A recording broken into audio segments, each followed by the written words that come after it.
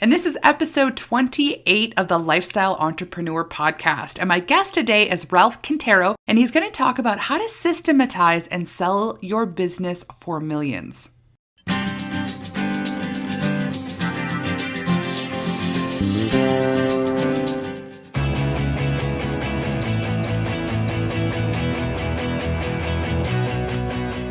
Welcome to the Lifestyle Entrepreneur Podcast. I'm your host, Kris Gilbertson, and I'm an author, speaker, and a coach to teaching you how to launch your own successful podcast. And the reason I designed this show is to bring you the top lifestyle entrepreneur experts from all over the world for them to share their key strategies that they've used to launch their own businesses and allow them to live life on their own terms. So tune in every Friday for new episodes and come on over and join the Lifestyle Entrepreneur community at www.lifestyleacademy.com.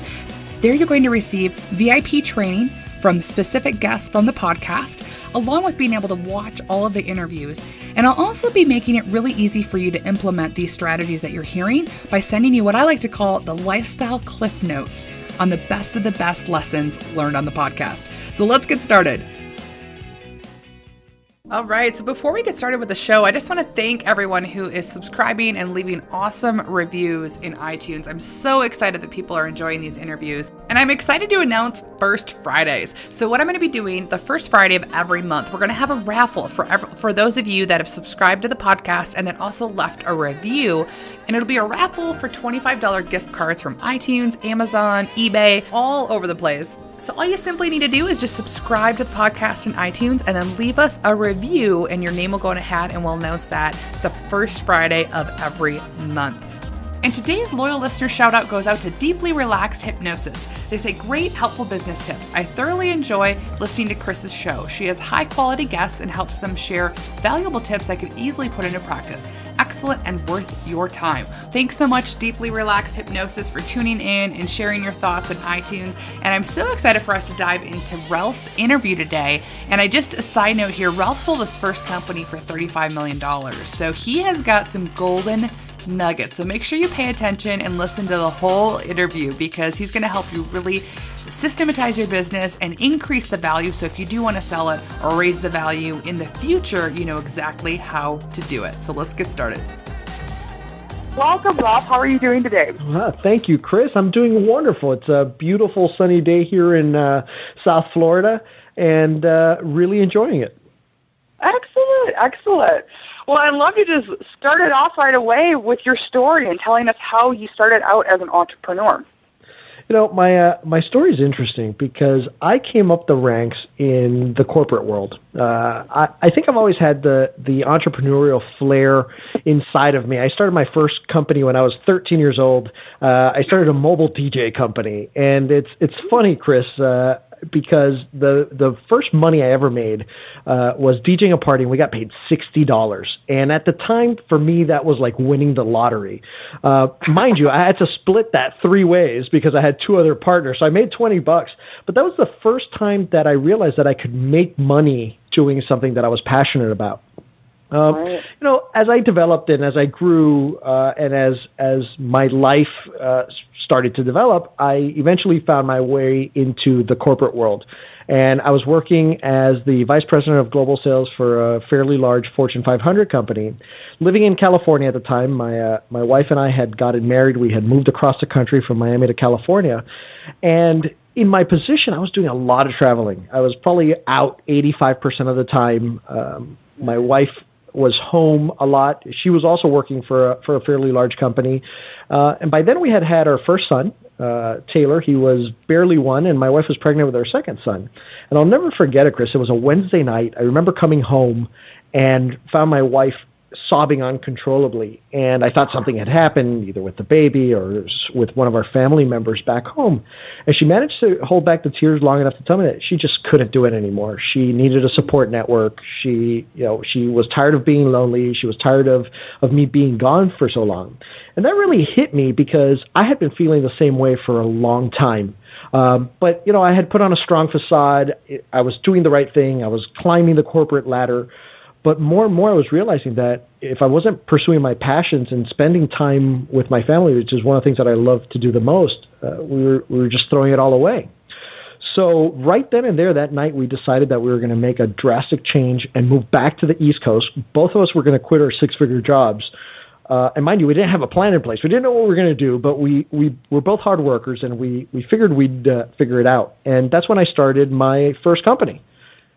Mm-hmm. So, wow. Yeah, it was, sometimes you just need that little tipping point, that trigger that's gonna send it over the ledge for you and really get motivated about doing something. And for me, it was that experience. Yeah, absolutely. I mean, definitely for your family, too. I mean, you sound like a really keen on family coming first, even though business is fun and it's exciting, but it's really, at the end of the day, what are we building this for? So that's so true. I love what you're talking about with when you first realized that you could make money from what inspires you. So what inspired you to launch the Great Business Project? Well, it's interesting because the Great Business Project is fairly new. That's something that we launched in January. But the reason I decided to launch that is because throughout my entrepreneurial career, in what happened after I left corporate and up to selling that company that we had built, I learned a lot of lessons. I learned how to do things. I learned how not to do things. I learned about some common mistakes. I learned a lot of things that I wish somebody would have been able to be there and tell me along the way.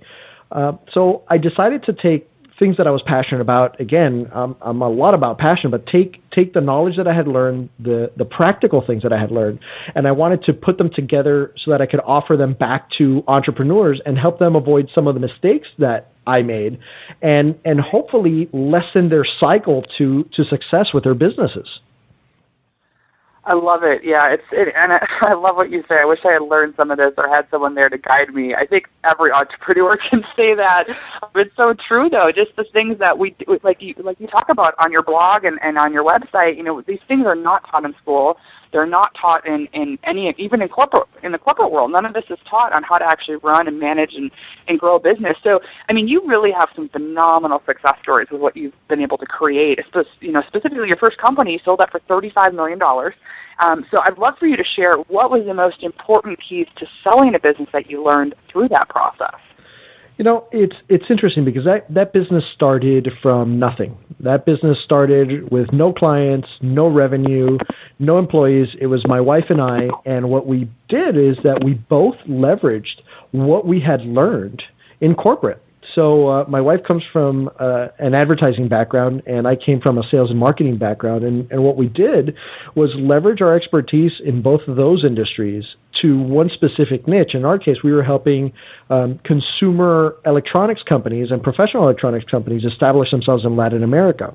So, to anybody who's listening in your audience who is in the corporate world, who's looking for opportunities outside of that to make that leap, one of the places to start, besides your passions, and we can talk about that a little bit later, but one of the places to start is, what are you doing now? What are you considered an expert in your space? And I know you talk a lot about expertise and being able to leverage that. And my story is a perfect example of that. We started the business in 2003, and in December of 2009, we were generating $35 million in revenue for our clients. And, the lessons that I learned on the way were just, it was crazy. But, I had the benefit of having mentors, both real and virtual mentors, people that I looked up to, who really gave me good, solid advice and allowed me to systemize my business in a way that I was able to scale it to that size and eventually divest of it. Excellent. So when you talk about systematizing the business, because that is one of probably the biggest areas of struggle for entrepreneurs, especially when they're first getting started. It's, me, myself, and I doing everything. Just like you talked about how you and your wife started out that way. What are kind of some keys to systematizing the business for entrepreneurs to understand? That's a really good question, Kris, because if I would have known that going in, I would have done things very differently. And what I'd like to share is kind of have you take a step back and have the audience take a step back and think of how a fast food franchise works. And if you know anything about the franchise industry, not just fast food, but any type of franchise or even larger companies, they're all based on systems. And what makes that, there's a thing called the franchise manual, where essentially anybody can come off the street with with some basic knowledge and understanding of general employee principles. I mean, show up on time, that kind of thing. But if you give them a system that they can follow, step 1, step 2, step 3, and replicate over and over again, you'll be able to, 1, create consistency, 2, eliminate frustration, because employees are going to know exactly what they need to do, so they're going to be a lot more motivated. They're going to come into work, and they're going to perform much better than they would if that system wasn't in place. Now, the biggest mistake I see entrepreneurs make is that they develop an SOP manual, a systems and operations manual, right? But they don't systemize anything else. So those manuals are great if you want to tell your employees how to, or your outsourced team, how to do a specific task, how to punch in, punch out, request vacation days. But I had a mentor who told me, Ralph, you need to look at your business the same way that a franchise looks at their business, and you need to systemize every aspect of it. And at that time, what that meant was systemizing the way we did everything so that anybody coming off the street could take advantage of that system and could be trained on that system. So what we did is that at that time I developed what I call the 5 pillars of business. And I think every business has 5 pillars. And those are mindset, sales, marketing, business development, and strategy. And everything in your business falls into one of those 5 pillars. And I started systematically looking at it and say, okay, how do I systemize sales? Well, sales start with generating leads. How do we generate leads for our business? Is it coming through referrals? Is it coming through outbound lead generation? And we'll take outbound lead generation as an example. Okay, so how do we do it? Okay, somebody has to pick up the phone. Who picks up the phone? Whose responsibility is it? How many times a week? What is the script that they're going to follow? What's the follow-up after the call is done? Does an email get sent? Does a letter get sent? Does a handwritten note get sent? How often does that happen after the call? If the lead turns into a prospect, who enters that into our system? If it doesn't and it turns cold, when do you put it up for follow-up? What's the follow-up system like? It sounds tedious and it sounds boring, but I got to tell you, it took me about 60 days to do it for a business that was, at that time we were doing about $4 million, but just doing those little things made the business just shoot up dramatically. Now, the reason why I think this is important, Kris, is imagine this for a second, right? The Olympics just passed. They were a great ceremony, and we're coming up on the beginning of football season, so I think this analogy would work well. But imagine that you got invited to the opening ceremonies of the Olympics or to the Super Bowl, and all of a sudden, somebody who you met, a contact you made, invited you to get up in front of everybody and talk about your business and pitch your business. Now, if you're like most entrepreneurs, you know your business like the back of your hand. You know your story better than anybody. You know your products and your services better than anybody, and you've got your elevator pitch down to a science. And if you don't, you should. But 9 out of 10 times, most entrepreneurs I come across have got that down. So now imagine that you make that pitch in front of 4 billion people on TV, and you start getting all these phone calls and all these web leads and all these things tomorrow. Could you scale your business tomorrow to be able to hire the amount of people that are going to be required to handle that kind of business? And just like I said, 9 out of 10 entrepreneurs know their pitch. 0 out of 10 entrepreneurs that I've spoken to ever go, yeah, I could do that. And that's because I was there. I was one of those 0. and once I figured out how to systemize it, I could tell you, you know what, Kris? Yeah, we could hire 10 people tomorrow, and then 2 days later hire 10 more, and 2 days later hire 10 more because we have a system in place, and it's repeatable and it's scalable. Right. Oh, wow. That's amazing. Now, when you first started with your first company, you were going through setting that up. I mean, obviously, as they always come across roadblocks, which is part of the business and the fun of it.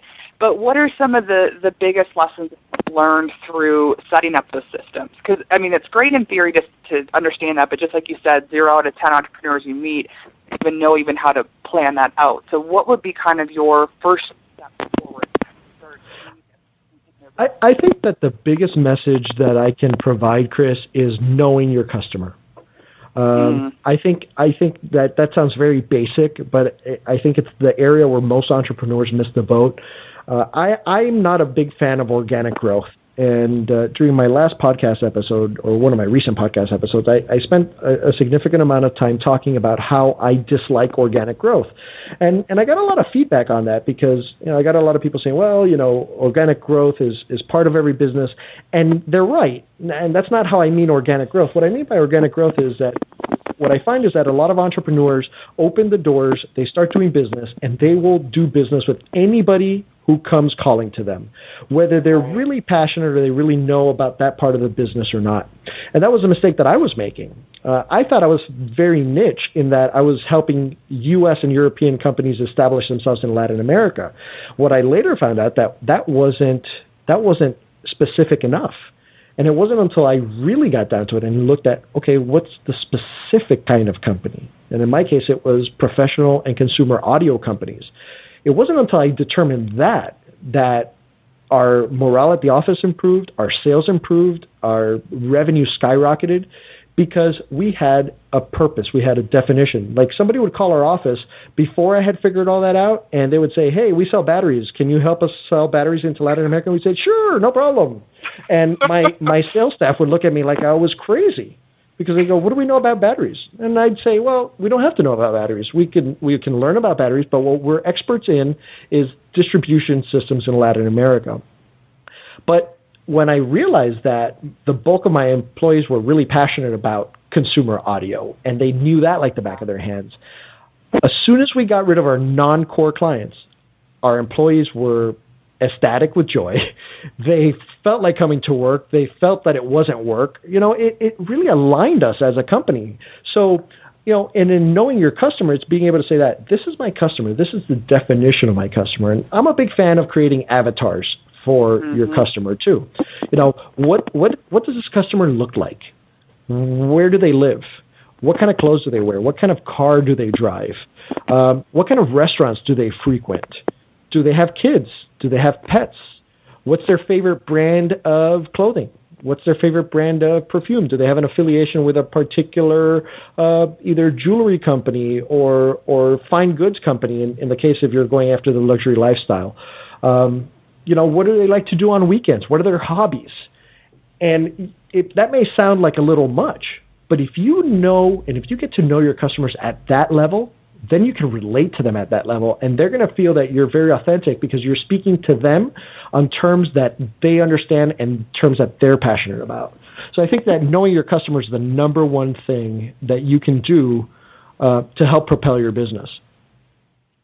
Phenomenal advice. It truly is. That stems into everything, and I know exactly what you're talking about because I did it too, where it's like we chase everybody thinking everybody is our customer, even if it isn't a big niche, but it really isn't. So I just love that advice and the getting so clear, crystal clear, even though, like you said, it takes a little bit of work to think that out and go through it. Your business just completely changed overnight, really, when you put that all together. So that is phenomenal. I get it. I have to tell you, Kris, that was the one thing that I did first. When we fired our non-core customers, we started making money right away and made up that revenue. It was scary because one of these customers that we got rid of was a very large customer of ours. They represented a big percentage of our revenue. But what happened was that our other customers, all of a sudden we had more time to focus on them. We had more time to really figure out what their needs were. And then we came up with ways of meeting those needs. So they gladly handed over more work to us and more opportunities to us because they saw that we were as passionate about what they were doing as they were. That's really cool. That's what I really like to hear too, because then you really get into developing that long-term relationship, which sustains even more business growth, which is phenomenal. That's so exciting. And it's interesting that one of the other pillars that you're talking about is mindset. And I'm just curious with what you encounter with a lot of entrepreneurs, that fear of scarcity is what pushes us to want to think we need to chase everybody. So I'm wondering, even though you just talked about the avatar, what about mindset? What about the mindset component of that helped you succeed? The mindset component is important. I think that anybody who's listening to your show, and most of the people who listen to my show, already have a winning mindset. I think that they like to associate themselves and surround themselves with successful people. So when I refer to mindset, it goes beyond just the motivational aspect. A lot of times people go, oh, that's the personal development aspect. It's the motivation. It's the rah-rah. Yeah, that's one part of it. But what I'm talking about mindset is that mindset of absolute focus, of absolute drive, of absolute determination, of knowing that there is no other way. But doing it the way that you've thought of it. You know, Tony Robbins is very good about talking about this, and he tells the story of, it's like watching sports on TV, or you see the kicker come up to the ball, and before he's even kicked that ball over the goalpost, or if he's trying, you almost know whether he's going to make it or not, and because of the look on his face, the determination on his face, and he's right. And I think that if you approach your business that way, and you encourage your employees to approach business that way, that's going to make or break you in business. So mindset for me is way beyond just the rah-rah. It's, how we're going to develop our employees, how we want them to think, how we want them to carry themselves out, not only in regards to our business, but in regards to their own personal lives. So it spreads across, the not thinking in terms of scarcity, in thinking win-win. Win-win is very big for us. We will not do anything unless it makes sense for everybody. Now, doing a business transaction where I'm going to win short-term and you may not win short-term doesn't make sense to me. That's not the way that it's worked in our business, and thankfully, because we've been able to build solid foundations because of it. Right. Yeah, that's so phenomenal. I love everything that you're touching on. So with one thing I wanted to ask you, though, with the advice that you've gotten, the mentors that you've brought into your life, who are the most important people on your team in your business that you would say for you now, the level that you're at with your businesses? I always have to refer back to two things. I'm part of two mastermind groups, and masterminds for me are very, very important, and I'll get into that in a second. But throughout my career, even it started for me in the corporate world, and it's something that I've carried over. So I did learn a lot of valuable things in the corporate world, but one of them was having coaches. And you look at any successful athlete, you look at any successful person, there's always been somebody there to coach them along the way. And it doesn't matter how good the athlete is. Look at Michael Phelps. I mean, he's the most decorated Olympian in history. Yet Michael Phelps has a coach. And his coach isn't a better swimmer than Michael Phelps is. There's nobody in the world who's a better swimmer than Michael Phelps. But his coach is looking at things from an outside perspective. His coach is looking at things that Michael can't see because he's so entrenched in what he's doing every day. And that's why I think that my coach, I actually have two coaches, serve me so well, because they're not in my business, they're not in my space, but they can see the kind of things that I'm doing and offer course corrections and offer motivation and offer drive and offer me a different perspective, a perspective that I trust that can help my business. So that's one component. The second component, which I mentioned earlier, is the masterminds. And, I'm a huge fan of surrounding yourself with successful people. It's what I've always done. It's what I believe most successful people do. If I've heard it say that you become the average of the 5 people who you surround yourself most closely with. So if you want to make a change in your life, one of the first places you can, or in your business, one of the first places you should look at is who you're dealing with on a regular basis. And that's an important lesson that I learned. So what I do to make sure that I'm surrounding myself with the right people is I'm part of these mastermind groups. And what they are is a group of like-minded entrepreneurs. We're all in different business spaces, so we can offer each other a slightly different perspective.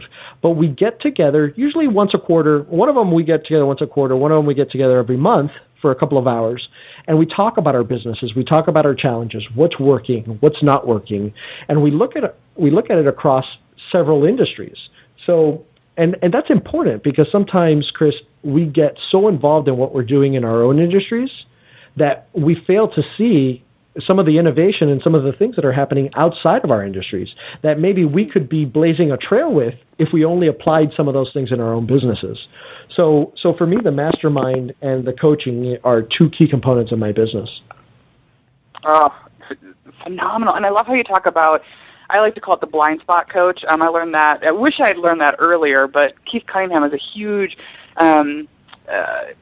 proponent of what are you not assuming or what are you assuming about the situation and what we don't know that we you just can't always cover that. So I love how you talk about that because that really is so significant, and to be able to connect with other people in different industries, I think that's genius too, because then you get so much of a different perspective of what works and what doesn't. That you guys, I love it. That's outstanding advice. It's interesting.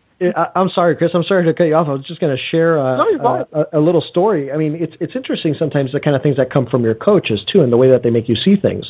I remember not too long ago we were getting ready to launch a product, and I got with one of my coaches and I was telling him what we were going to do and telling him all about it, and we do this and we do that, and I went through the whole pitch, and he looked at me and said, "I don't care. Actually, nobody cares." And he just stopped me cold in my tracks. I said, "What are you talking about? You don't like it? You don't like the product?" And he goes, "Well, I'm sure the product is great. I don't care because you haven't told me what it's going to do for me." Now, wow. That was an eye-opener for me because I consider myself somebody who's figured out his customer, what my customer wants. I mean, we just talked about it. We talked about the whole avatar thing. But, I mean, he was reminding me, remember, it's not about you. It's not about what you've done, what you've achieved. That's yesterday. What are you doing today to help enrich other people's lives? How is your product or service going to make my life better? Make it about me, and I'll be engaged. So it's those kind of things that are really powerful.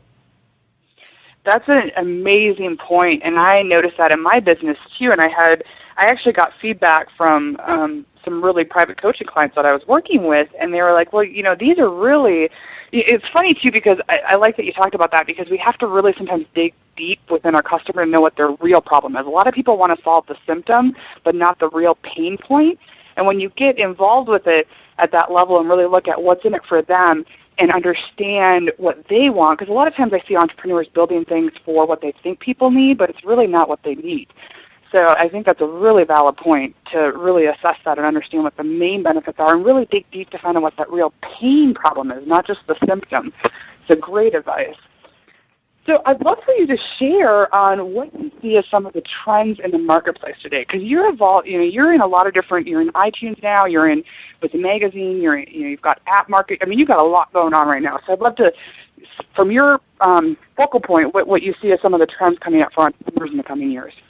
I think technology is making it so that it's so easy nowadays to go global that anybody who starts to take advantage of that in a very directed way and in a very methodical way, they're going to see the benefits from it. It's never been easier to put yourself on a platform that can help you to compete with a Fortune 500 company. I think you'd agree. I mean, you're doing some spectacular things, and the way you're coaching people through podcasting, through partnerships with Amazon.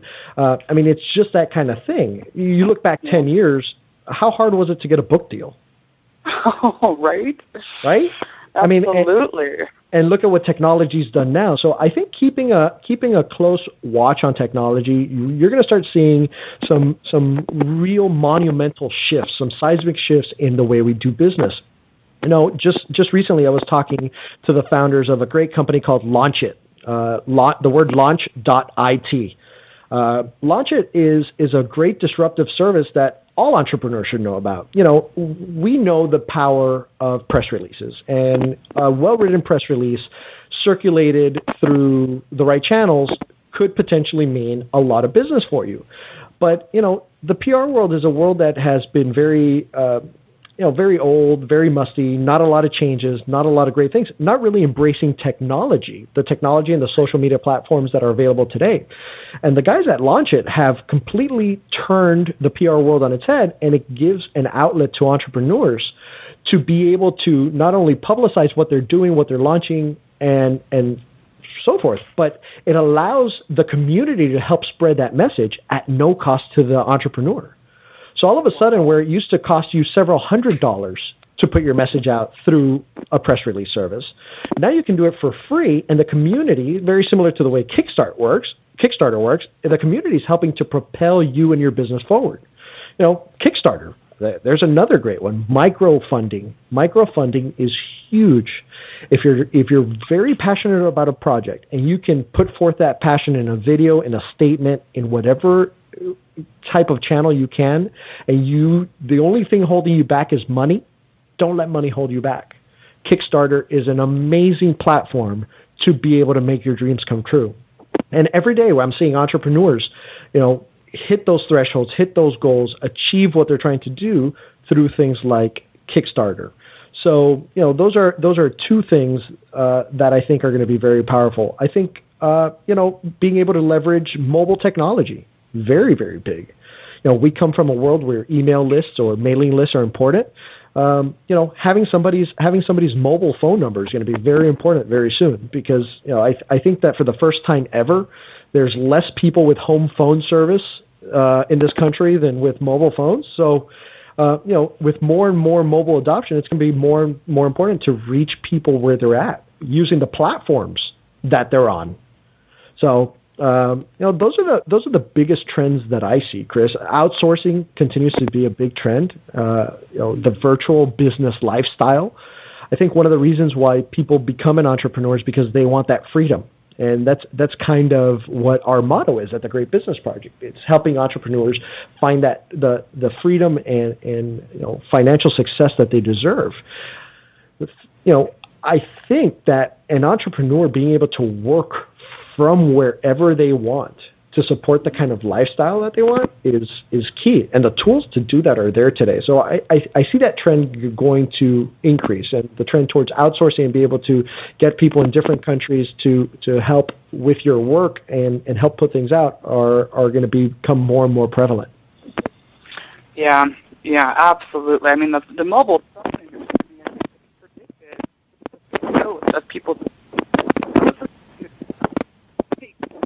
of what's changing and where the consumer is going. So what do you see in the buying of consumers into the marketplace? I'm sorry, Chris, you cut out there for a second. Oh, what do you see as the shifts in the consumer's buying behavior now with the technical, with the technology age that we're in now today? It's interesting, but I liken it to going back to, say, what life was in the 50s. Now, that may sound counterintuitive, right? But hear me out here for a second. Back then, before there were Walmarts, before there was social media, before there was email and internet and 24-hour-day news networks, where were people getting most of their advice? They were getting it from their friends. They were getting it from people who they trusted. They were getting it. The moms were getting it from the PTAs. The guys were getting it from their golfing or poker buddies. When somebody needed to find a good hairdresser, they'd ask their friends, "Hey, who's your hairdresser? Why do you like them?" Or, "Hey, listen, I'm looking for a new set of golf clubs. Where should I go buy them?" And that's how commerce was supported back then. And I think that social media has given us that same opportunity today. I think that buying pattern, between then and now, big box stores happen. So people were going to all these Walmart-like outlets to buy everything that they needed, and it had become almost impersonal. But with social media, it's all personal. You're getting people's advice all the time. You can have their input.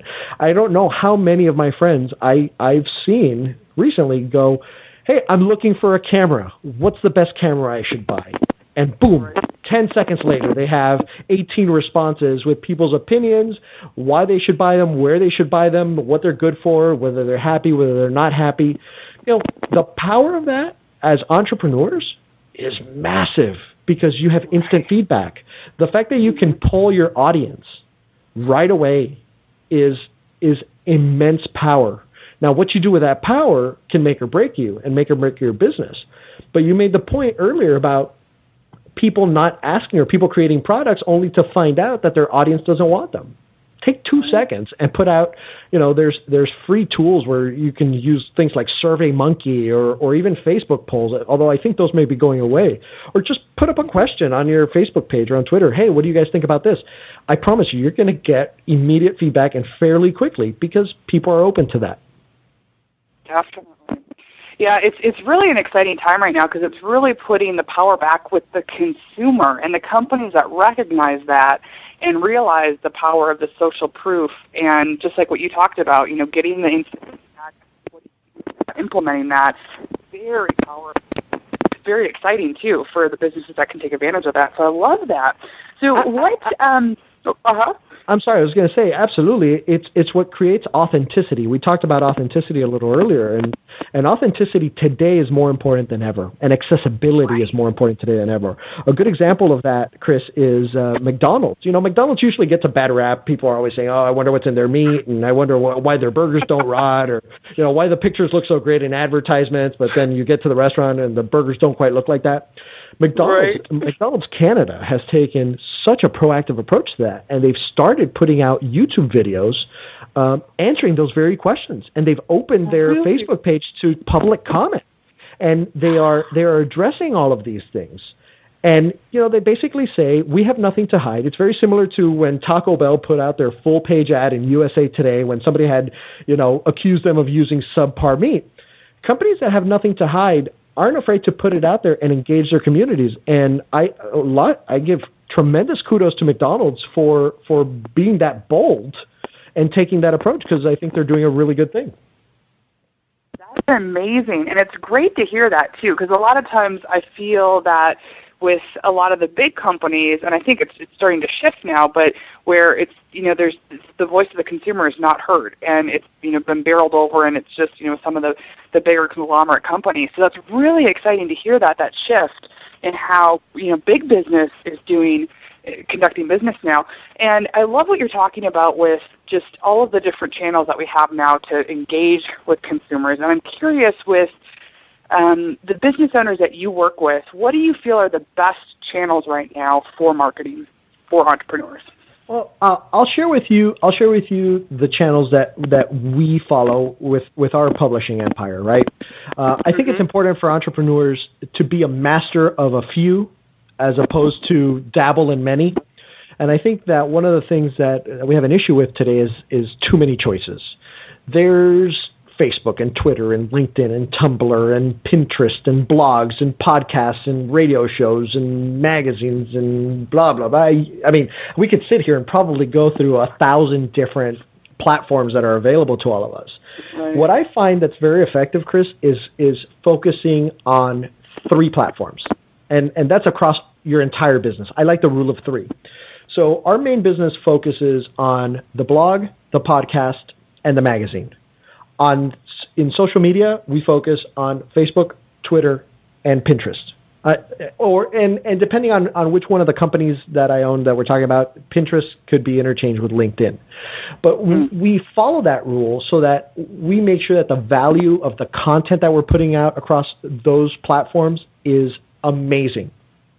I think amazing content is what's propelling entrepreneurs forward. I think the biggest mistake people make is just because the platform is available, they use it. And the content that they put out is subpar. And eventually people lose interest. They just won't read it. They'll block you. They'll ignore your post. You want to make it so that every time you put something out, it's epic. So that people look forward to what you're going to put out there. So, that's the reason we created the magazine. I know from experience, I'm an avid magazine reader, and I know that most entrepreneurs like magazines. And we wanted to have a platform for them, so we decided to create our own platform, and the response has been amazing so far. Yeah, that is out. I'm going to come back to that. So, one, I love Epic. I want you, if you can talk a little bit more about that, because that's really killer, what you're talking about right there. And I think a lot of people miss that component in today's marketplace. Like you just talked about, we get ADD, we get overwhelmed, and we feel like we need to put stuff out everywhere. But if you can kind of address more of that EPIC principle, I love that. I think that's outstanding. I mean, EPIC to me means putting out stuff that people would be proud to share. right? If I can put something out that anybody, any one of my customers would be happy to print out and show to somebody else, that's what I mean by epic. Epic is something that could live on its own. If you took something and something you wrote, for example, or something you produced, whether it's a podcast episode or a magazine, and you tried to make it stand alone on its own, that's something that's epic. To me, being able to say, I'm going to write this blog post, not because it's Tuesday and I have to write this blog post. I'm going to write this blog post because the 3 things that I have to say could transform somebody's business and put them on track to become a millionaire. And I have the background to prove that, and I've used these tips myself, and I've done the research with it. But to put something out to say, hey, I'm putting this out because it's Tuesday, and I only say that because I know that there's a lot of bloggers out there and a lot of people where putting out content becomes a chore. And content shouldn't be a chore. Content should be amazing value add, and that's what I mean by epic.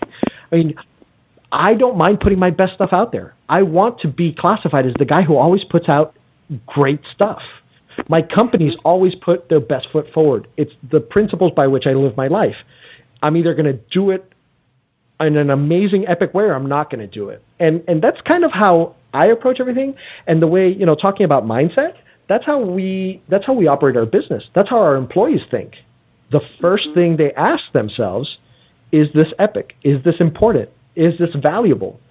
And if they can answer that question themselves and the answer is no, then that's okay. We move on to the next thing. But everything, I mean, that's kind of that mindset you have to have. It's like, put out stuff that's going to change people's lives, that's going to impact them, that's going to motivate them, that's going to do, regardless of what space you're in. I mean, you could be in the art space, you could be in the fashion space. Are you going to put out a new shirt because it's time to put out something for the season? Or are you going to put out something that's tremendously awesome? Don't go with the norm of some kind of schedule. If you have something good to put out today, put it out today. And if you don't have something good for another 2 weeks, that's okay. Spend those 2 weeks working on something epic. Don't just put it out because you have to.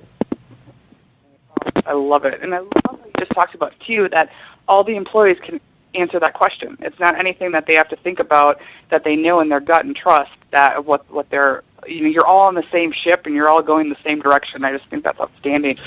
So one other idea I had, or question I have for you, is you didn't mention anything about YouTube. So I'm curious what your thoughts are with the video marketing revolution going on right now. I think video is huge, and I think video is here to stay. I also think that video is in its infancy stage. And as much YouTube channels and YouTube videos that are served out there and videos circulating, I do see in the very near future where cable TV is going to have a run for their money. Only because people are starting to consume the kind of content they want, when they want, where they want, on the platform they want. So I don't discount video at all. As a matter of fact, we incorporate a lot of video into some of our publishing efforts. But I think that we're just starting to see the early stages of video. I mean, when you consider the fact that you can shoot high-definition video from your iPhone today, and you can be out anywhere and put together, some kind of report, some kind of message to your tribe, to your followers, to your fans. I mean, take advantage of that. Put it out there. That's another one of those marketing channels that we talked about, and a very effective one at that. Because video, here's the interesting thing that I see about video. Video is a platform that can be scaled in so many ways. So, and infinitely. And here's what I mean. If you write a blog post, you've written that blog post or you've written a piece of content, maybe an ebook, and it's there. And you can use it as a script for something later on or something like that, but it's there. Now, if you start with a video and you record this video and you put out amazing content in the video, then you can strip down the audio from that video and you have an audio product. And then you can take that and you can have it transcribed and now you have an ebook. So by starting on the video side of things, you've got this multi-tiered platform of amazing content that you can use and repurpose and use to better and benefit your business. Outstanding. Yeah, the age we live in now is just so exciting. It really is, and I love the repurposing that you're talking about, because that's exactly what I teach. It's take the content that you have, that you've made epic, and then repurpose it all over the place. So that's so exciting. Yeah, it's important, Kris, because people consume things differently. Some people like to hear things. Some people like to read things. Some people like to see things. So why not give people what they want? That's a great point, and it's so true. Exactly, and just what you talked about, I say the same things. People want what they want, when they want, where they want, and how they want it, and on the mediums they want, and the platforms. So catering to that, it just opens your door up for even more success with your business, but it doesn't have to be so labor-intensive, I think, that sometimes people think. So just what you talked about, starting with the platform probably that you like the most, that makes sense for you, and then being able to just outsource that for the different other mediums to repurpose your content. It's phenomenal. It's just so exciting. Absolutely, I agree with you. I mean, start with what you're comfortable with. Not everybody's comfortable in video, and that's perfectly fine. Start with what you're comfortable with, and think of how you can use that content to spread your message. Right, and that's a great point too. I mean, that's how I started a lot of people with podcasting, because they're not comfortable with video yet, but it gets them out there and gets them started, and then you can branch off once you're more comfortable into other platforms. So, kind of segueing here, I'd love for you to talk about your podcast and how that's impacted your business and how you're using that in your business. It's really interesting, because I'm not a stranger to podcasting. I probably consume 2 to 3 hours of podcasts a day. As a matter of fact, Kris, I have to give you mad props, because that's how I found you. And that's my initial introduction to you is through your podcast, which I think is amazing. I did it because I like surrounding myself with successful people, and that's what you were bringing to your audience. So you resonated with me immediately, and I listen to them in the morning while I work out. I'm not a huge TV person, so in the evenings, but depending on what I'm doing, or if I'm doing work around the house, I'm listening to podcasts.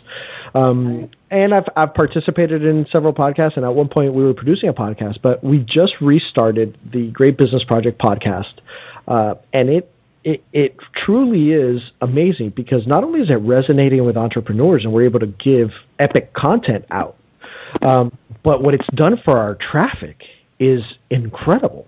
I mean, I know you teach about podcasting and the power of podcasting, and you're quite the expert in that space.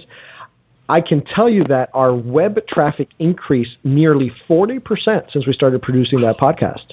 40, not 14, 40. Right.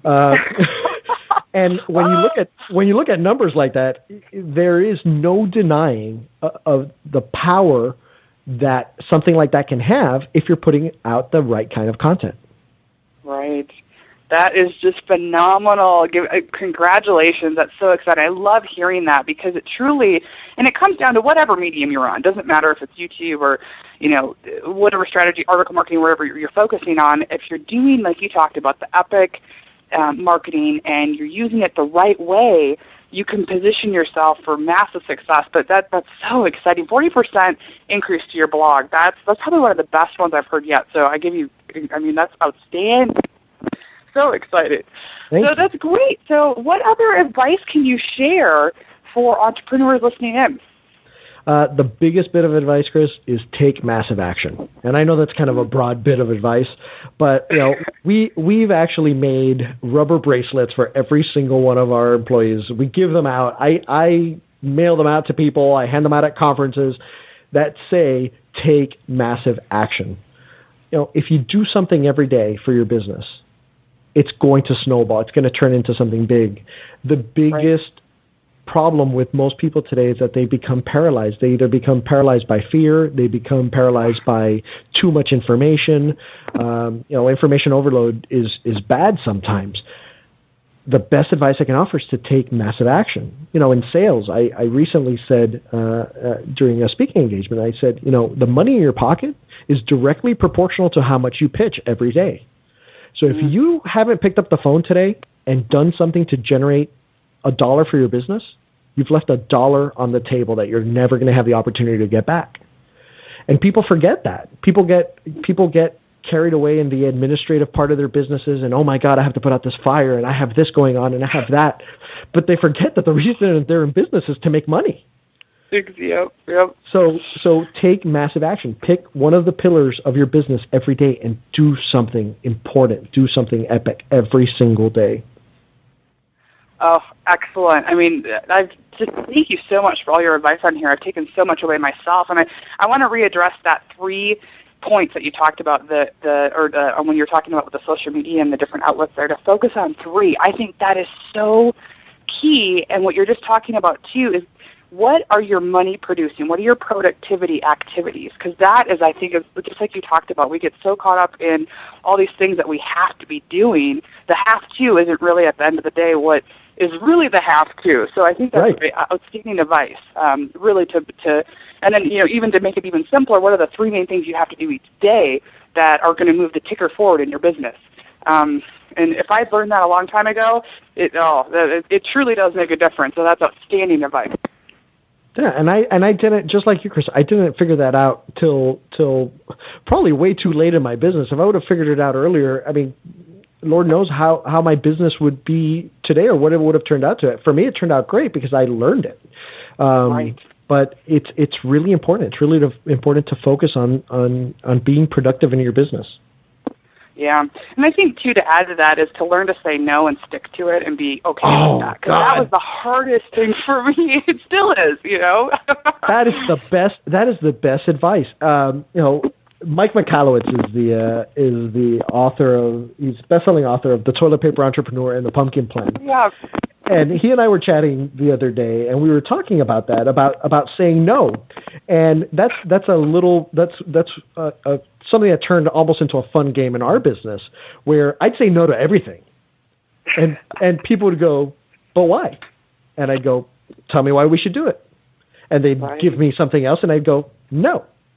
And then they'd tell me something else. And eventually, one of 2 things would happen. Either their conviction about it was so strong and they believed in it so much that we'd actually do it, and that's exactly what I was looking for, right. Or they'd just abandon it because they made up their mind along the way that it wasn't worth it. Yeah.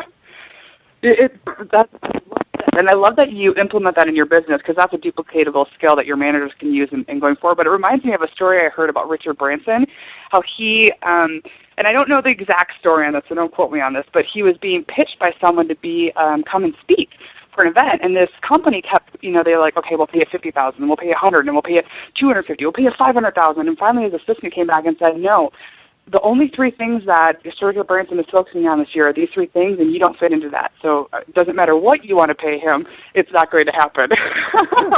And I'm like, wow, that truly makes sense. Because when you stick to no, then the universe can send you what you're really focused on. And like you said, because a lot of people will get excited about something for 90 days, and then they disappear. Or something else comes up, the next shiny penny syndrome. So that's that advice. Tell us where everybody can find out more about you and about your business and your podcast and all the fun stuff that you've got going on. Absolutely. If people want to learn more about what we're doing at The Great Business Project, look for great advice tips, they can find us at thegreatbusinessproject.com.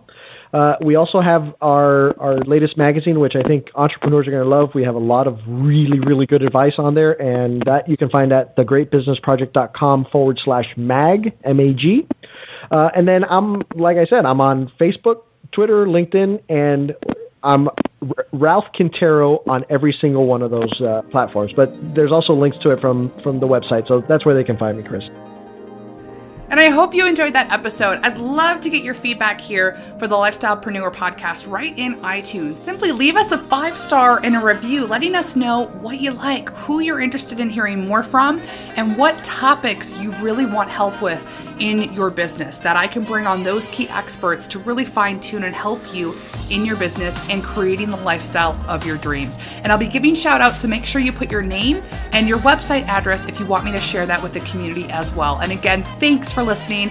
I'm so excited that you found the Lifestylepreneur podcast, and I can't wait to connect with you and learn more about your business as we continue to grow this community. So again, have a great day, and I'll talk to you next week. Thank you for tuning in to the Lifestylepreneur podcast. Again, I'm Kris Gilbertson, and I'm committed to bringing you top training from leading lifestylepreneurs all over the world to help you break through and turn your dreams into your ideal lifestyle.